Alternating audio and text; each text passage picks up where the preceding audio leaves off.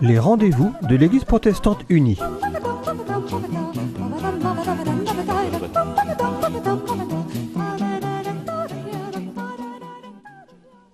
Bonjour à chacun, nous sommes heureux de vous retrouver. Je suis aujourd'hui en compagnie de Charles Nicole. Bonjour. Bonjour Christine. Charles. Donc Charles, vous êtes historien spécialisé dans l'histoire du protestantisme et en particulier du protestantisme de l'Ouest. Et donc voilà, en cette date de 2025, nous allons parler des protestants et de la loi de séparation des églises et de l'État, puisque nous fêtons les 120 ans de cette loi. Très exactement. Il y a exactement le 9 décembre 1905 est votée la loi de séparation des églises. Souvent on dit de l'Église, mais non, ce sont des églises et de l'État. C'est très important. Oui. Et donc le CEPLA, l'association CEPLA, va organiser des conférences à ce sujet. Culture, événements, patrimoine protestant en Loire-Atlantique. Voilà, ça veut dire CEPLA. Des conférences, et notamment sur le sens de la loi. Et une conférence... la vôtre. Que j'ai le plaisir de donner, concernant le rôle éminent, cela se sait peu, y compris parfois par les protestants eux-mêmes, le rôle éminent qu'ont joué les protestants dans l'élaboration, la rédaction de la loi. Ben oui. Donc, on a déjà Sarah Poussielgue et Laurent Schlumberger qui nous ont présenté un petit peu ce thème. Et donc, vous, ça va être aujourd'hui vraiment plus la place des protestants, le rôle des protestants, ce qu'on ne sait pas toujours, effectivement. Et le rappel historique, parce que ce n'est pas arrivé comme ça, comme une cerise sur un gâteau. Oui. Donc, vous allez nous dire un peu le contexte. Oui. Et puis l'historique aussi, un peu, d'où ça vient. Pour les protestants, en tout cas. Nous pouvons commencer déjà par un petit peu d'histoire. Parce que, toute proportion gardée, l'édit de Nantes, c'est un premier jalon. C'est une union, en 1598, c'est une union presque libre entre le royaume, le roi et les sujets qui peuvent choisir éventuellement, avec quelques conditions, une confession qui ne soit pas celle de son roi. On sait que ça aboutira malheureusement à sa révocation, et ça sera l'union totale, là, du coup, entre une religion unique et avec la monarchie. Et puis, la Révolution française, il y a une union partielle en 1790 avec la constitution civile du clergé, qui va d'ailleurs souvent être la cause de la guerre civile en France. En 1795, on le sait peu, il y a déjà une première loi de séparation. Les exercices des cultes sont libres, mais ils sont non subventionnés et il n'y a aucune religion d'État. Et puis tout change avec le Concordat de Napoléon, où là nous sommes sur une union ouverte où les cultes sont subventionnés, quel que soit le culte d'ailleurs. Donc ça, c'est quelle date ? 1802. 1802 et l'application des articles organiques, comme on dit, de Napoléon, prennent corps. Donc là, c'est une période quand même où c'était les chrétiens non catholiques peuvent voilà. un peu respirer. Et les rabbins, comme les prêtres, comme les pasteurs, sont rémunérés par l'État. Et puis, il y a un autre élément de contexte. Nous entrons dans le XIXe siècle. Et le XIXe siècle est un siècle très compliqué, en tout cas très marquant. D'abord, c'est le siècle où on dit souvent qu'en France, il y a des crises de régime politique. Le XIXe siècle, il est quand même, il vaut son pesant de cacahuètes, lui aussi, si je puis me permettre. Oui. 7 régimes politiques différents. 7 régimes politiques. Oui, 7 régimes politiques différents. Alors, des historiens disent que le XIXe siècle a commencé très tôt et s'est terminé très tard. Il a commencé très tôt en 1789 et il a terminé très tard à la guerre en 1914, à la Première Guerre mondiale. Mais oui, parce que vous avez entre-temps un directoire. Vous avez 2 empires, celui de Napoléon Ier et celui de Napoléon III, un peu plus tard, 2 monarchies. La Restauration, la monarchie de Louis-Philippe, 2 républiques tout de même. En fait, ça change presque aussi souvent que nous en ce moment. Oui, vous avez la Deuxième République, puis la Troisième République qui va donner un petit peu de stabilité. Donc il y a une grande instabilité.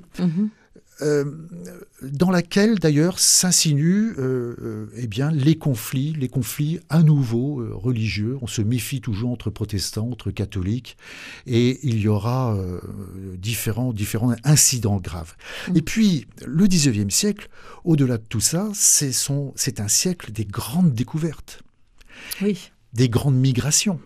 On quitte la campagne pour aller à la ville. C'est la révolution industrielle, c'est la propulsion à vapeur, c'est le pétrole que l'on découvre, les moteurs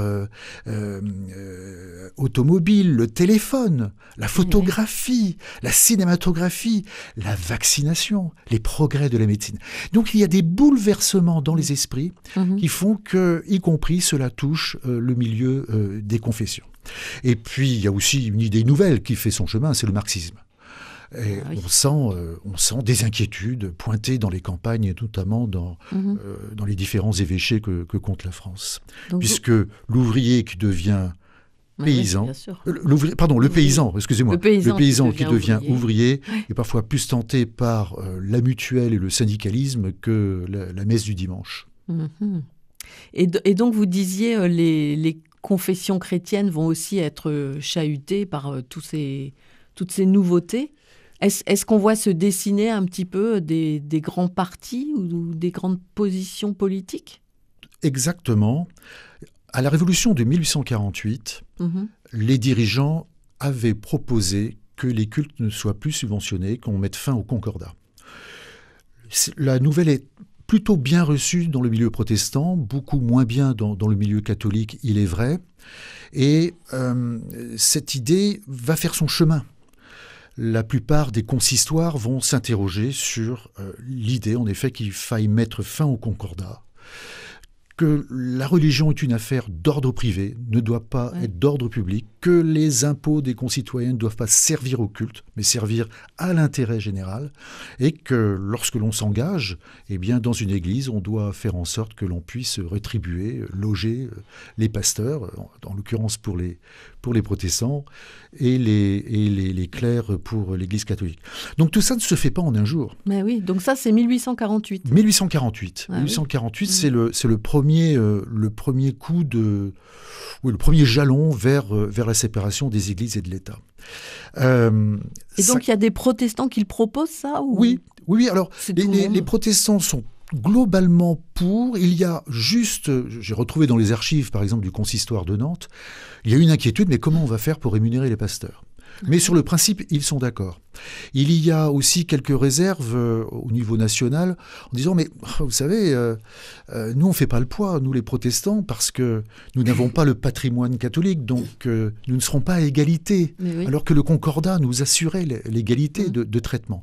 Mais globalement... Oui, parce que les protestants sont très minoritaires. Sont minoritaires, c'est 1,5% de la population à ce moment, un petit peu plus, mais guère plus vraiment. Donc il y a disproportion entre le poids des protestants, des luthéro-réformés, dirons-nous, français, et bien sûr de l'Église catholique. Et puis, évidemment, il y a face à ça une Église qui, à l'époque, une Église catholique qui est plutôt monarchiste, donc qui voit plutôt dans la République un danger. Et donc est très opposée à la séparation des Églises et de l'État. Et se greffent aussi différentes affaires politiques extrêmement douloureuses. Je pense à l'affaire Dreyfus. Et les protestants sont dreyfusards. Ils dénoncent l'antisémitisme et sont en faveur d'ailleurs de la révision du procès de ce s'infortuné Dreyfus. Et puis, il y a dans ces conflits la naissance d'une haine qui a été oubliée, qui est une haine antisémite, mais aussi très anti-protestante. D'ailleurs, on trouve des pamphlets où il est écrit que les juifs et les protestants sont alliés pour réhabiliter un traître, en parlant du capitaine Dreyfus. Donc, ça n'a pas été une partie simple. Ça a été virulent. À ça aussi, il faut rajouter que le cléricalisme catholique domine les écoles. Oui. il y a quelques écoles protestantes, mais il y a une loi qui s'appelle la loi Fallou, qui est votée en 1850, qui est très défavorable aux écoles protestantes. Par exemple, le curé ou le maire du village où il y a une école protestante, faire muter l'instituteur si son enseignement ne correspond pas à son point de vue. Il y a d'autres éléments. 1880, la laïcisation des cimetières, enfin. Parce qu'il y a eu tellement de conflits lors d'inhumations. Il y en a eu à Nantes, il y en a eu à Guérande, où on fait même déterrer une protestante, parce que le curé de Guérande ne voulait pas qu'une protestante souille, comme il l'avait dit, le cimetière. Nous sommes dans les années 1860. Alors il faut remettre tout ça dans le contexte de l'époque. Bien sûr, bah oui. Aujourd'hui, ça c'est totalement inouï, impensable. Mais voilà, il y a eu beaucoup de crises qui ont incité les protestants à aller vers une laïcisation des lieux publics, des cimetières, et puis être en faveur des lois scolaires. Les lois scolaires de Jules Ferry, et l'ensemble d'ailleurs des écoles protestantes, après la promulgation des lois scolaires de 1882, vont être confiées à l'instruction publique. C'est vrai qu'avec tout ce que vous dites, on peut comprendre que les protestants, en tout cas des députés ou des hommes politiques, aient vraiment été actifs au niveau de la loi de séparation des églises et de l'État. Alors, c'était quand même pas une situation facile pour eux. Oui. Il y a en effet ce contexte, et puis aussi il y a l'éthique protestante. Oui. Je vais remonter au XVIe siècle. Il y a un réformateur que l'on connaît peu ou qui a été oublié, qui s'appelait Sébastien Castellion. Alors celui-ci, on dirait qu'il est né au XXIe siècle tellement il a de l'avance sur son temps. Ah, oui. D'abord, c'est un partisan de l'abolition de la peine de mort. Nous sommes au VIe siècle. Il va d'ailleurs se heurter à Jean Calvin. Il reproche à Jean Calvin d'avoir mis sur le bûcher un autre réformateur, Michel Servet, mais bon, ça c'est une autre histoire, on pourra venir un jour si vous voulez en reparler. Mais il propose dans ses textes la séparation entre l'Église et le magistrat civil.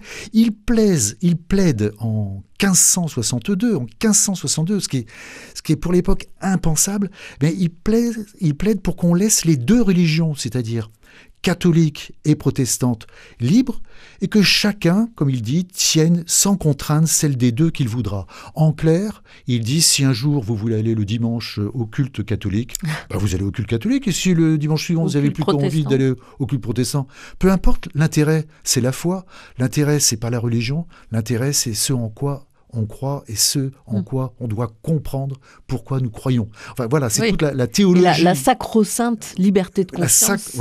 C'est la liberté de aux conscience. Protestants. Voilà, très cher aux protestants.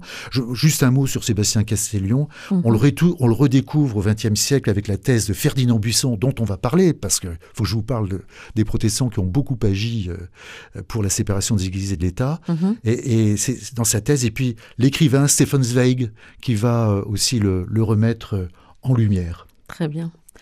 Donc nous sommes avec Charles Nicole, historien du protestantisme, qui nous parle du contexte dans l'Église protestante un petit peu, au moment de la loi de séparation des églises et de l'État de 1905. Et nous allons peut-être faire une petite pause musicale. Comme vous voudrez. Pour digérer déjà tout ce que vous nous avez dit. Oui. On va Tenez continuer bon, après, chers auditrices, chers éditeurs. Avec des personnages que vous allez nous présenter.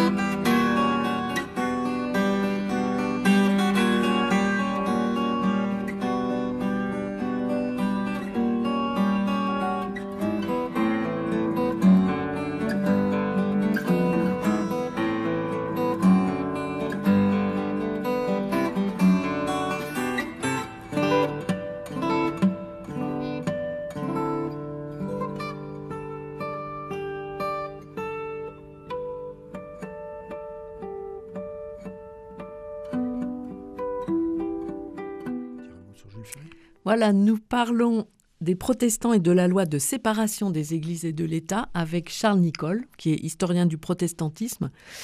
Nous avons vu un petit peu dans le début de l'émission donc qu'est-ce qui se passe au XIXe siècle et même en remontant plus loin, voilà, toute cette longue recherche de trouver l'équilibre juste entre les religions et l'État, entre les catholiques et les protestants aussi. Et donc, vous allez, Charles, nous parler de plusieurs acteurs, donc de personnages protestants au niveau national qui ont marqué cette histoire. Ou proche du protestantisme. Juste un mot. On parlait tout à l'heure de la promulgation des lois scolaires de Jules Ferry. Jules Ferry n'est pas protestant. Il est entouré de conseillers protestants. Son épouse, d'ailleurs, est protestante. Il ne cache pas une forme d'anticléricalisme, mais lui-même, en 80 au Sénat, lors de le débat sur la loi sur l'enseignement primaire obligatoire, il dit ceci: « Je suis anticlérical ». Anticlérical, oui. Anti-religieux, non.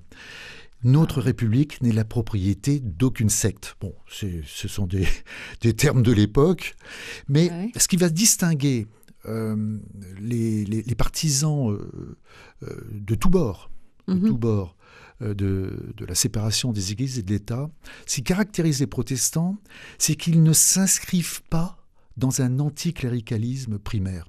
On va même voir qu'ils vont même défendre à un moment l'Église catholique. Je vais en parler un petit peu plus loin. Ah oui, c'est intéressant. Alors que beaucoup d'anciens catholiques, je pense à Émile Combes, qui a même été tonsuré, qui a fait le séminaire, et d'un anticléricalisme bouffe-curé absolument inouï. C'est tout juste s'il ne veut pas faire raser les églises et les temples. Donc les acteurs protestants français ne s'inscrivent pas, en tout cas les politiques, ceux qui sont en politique, ne s'inscrivent pas du tout dans cette démarche, à l'exception de 2 d'entre eux. On connaît des écoles ou des rues, Paul Bert, Jean Massé, qui ornent les frontons de nos églises. Ceux-là sont très anticléricaux et très anti-religieux, mais ils auront quand même des obsèques protestantes. Ils ont fait un moment, ils vont dire « je ne veux plus entendre parler de religion », mais ils auront quand même des obsèques protestantes. En fait, ceux qui vont vraiment marquer le rôle des protestants dans l'élaboration de cette loi, le premier d'entre eux, au niveau national, c'est Ferdinand Buisson. Ferdinand Buisson, il y a connu quand même. Oui, connu, beaucoup d'écoles portant son nom. Il est docteur en théologie. D'ailleurs, sa thèse, je le disais tout à l'heure, porte sur Sébastien Castellion. Oui. Il tente même de mettre en place une église protestante libérale avec d'autres protestants. Il est directeur de l'enseignement scolaire, ce qui n'est pas rien. Il est un des fondateurs de la Ligue des droits de l'homme.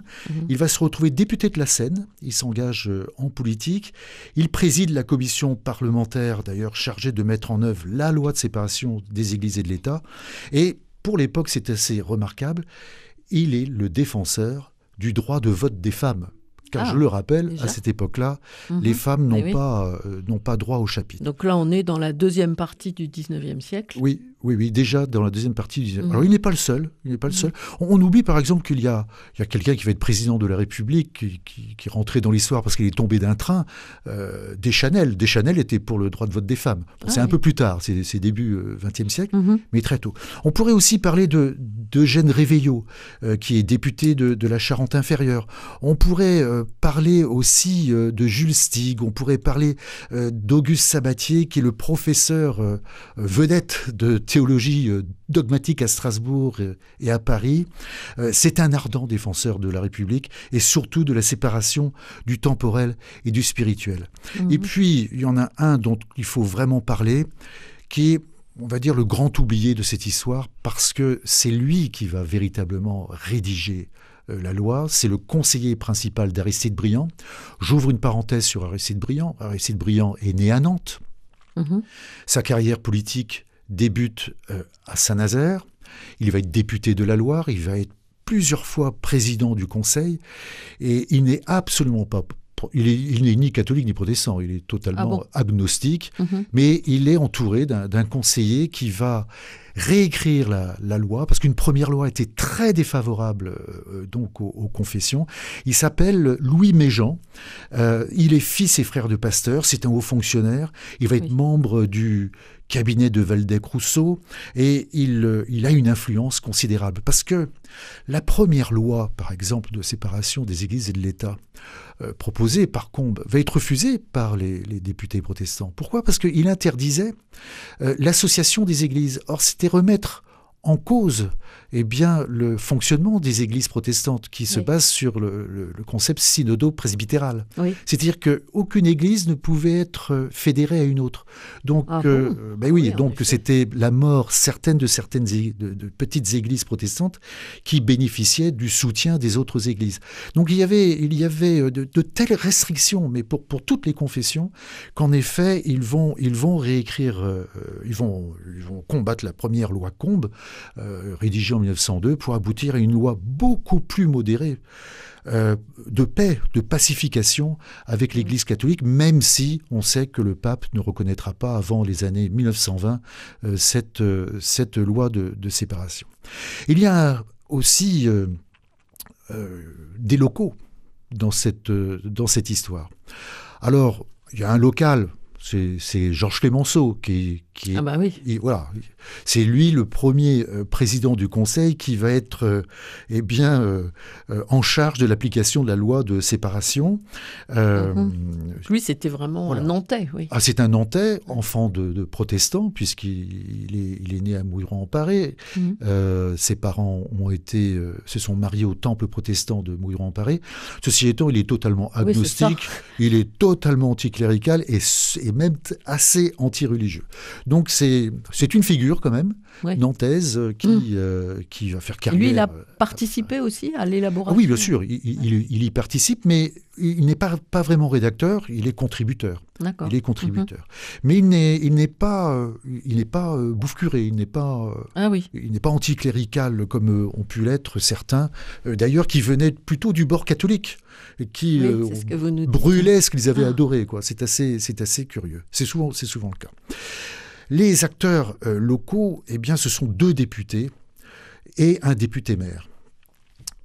Nous avons Gustave Roch. Il y a un boulevard Gustave Roch à Nantes. Il est protestant et il va être un des contributeurs. Mais le principal contributeur de la loi de séparation, c'est surtout Maurice Sibylle. Ah. Il y a une rue Maurice Sibylle. Alors Maurice Sibylle, c'est un protestant plus qu'actif, puisqu'il sera d'ailleurs le secrétaire du consistoire, le secrétaire après du conseil presbytéral. Il va être élu il sera le député de la seconde circonscription de Nantes. Il bat d'ailleurs tous les records de longévité à l'Assemblée nationale, puisqu'il va siéger durant une 40aine d'années, ce qui n'est pas rien. Ah oui. Et alors pourquoi j'en parle avec intérêt ? Donc Maurice Sibylle. Maurice Sibylle et insistance, c'est que Maurice Sibylle, c'est le rédacteur de l'article 2 de la loi de séparation des églises de l'État. Alors, vous allez me dire, c'est quoi l'article 2 ? Oui. Personne ne l'a lu, c'est vrai. Je vais vous en parler un petit peu. C'est lui qui fait adopter l'idée que lorsque l'on est malade, lorsqu'on est en pensionnat, lorsque l'on est à l'armée, on doit bénéficier d'un aumônier. C'est pour ça qu'il y a des aumôniers de l'armée et des hôpitaux.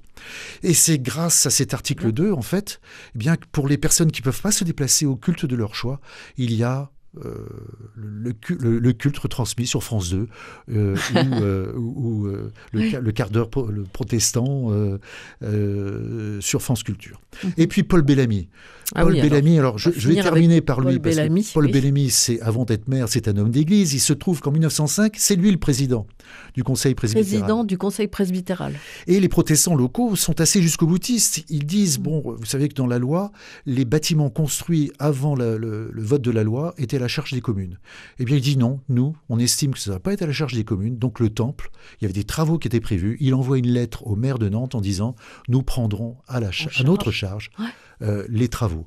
Et bien sûr, Paul-Émile Saradin, le maire de l'époque, j'ai retrouvé son courrier, lui répond très rapidement, mais bien sûr, monsieur le président, nous allons prendre une délibération dans ce sens. Grosso modo, on va faire, grâce à vous, quelques économies. C'est ça les arrangeait. Ce qu'ils ne savaient pas, c'est que... C'est vrai que c'est un nouveau pas, du coup, de liberté, d'autonomie. Mais c'est tout à fait dans l'éthique protestante de prendre à sa charge le fonctionnement de notre confession. Et ce qu'on ne sait pas, c'est que Paul Bellamy va se retrouver maire de Nantes quelques années plus tard. On pourrait dire en conclusion que À toutes les étapes de la construction de la loi, les protestants, dont les députés nantais de confession réformée, ont été présents. Mais ce qui les caractérise, c'est leur anticléricalisme diverge totalement de celui que revendiquent des députés d'origine catholique devenus athées. Leur participation au débat se veut au nom de la liberté de tous, ça c'est très important, et non pas seulement pour la leur. Ah oui. C'est ce que je peux vous dire en conclusion. Très bien. Merci beaucoup, Charles, pour ce survol de toute cette période. Voilà. Et donc, il y a une conférence le 13 novembre. Donc, on peut aller sur le site du CEPLA, CE2PLA, voilà, pour avoir les renseignements. Merci beaucoup. Au revoir. Au revoir.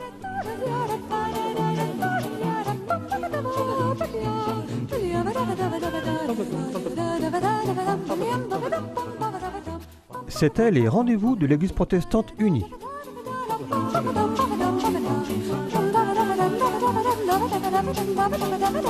Thank you.